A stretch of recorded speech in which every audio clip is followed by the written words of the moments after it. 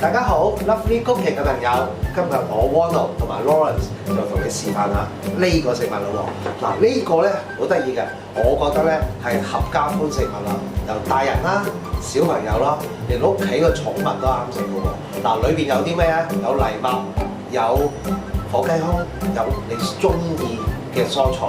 咁我哋將佢組合埋一齊咧，嗱。當然，寵物食我哋就唔需要調味啦。小朋友食我哋可以加啲生果，加啲佢中意嘅生果，例如橙啊、芒果啊、蜜瓜啊嗰啲。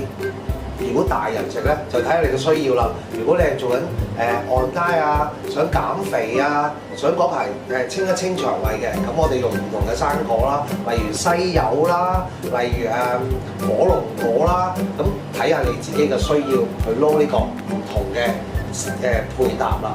咁裏邊當然我哋介紹得俾你嘅，仲有個重點就係你可以準備定擺喺雪櫃，幾時肚餓需要放工翻嚟或者小朋友下午茶可以就咁撈俾你食喎。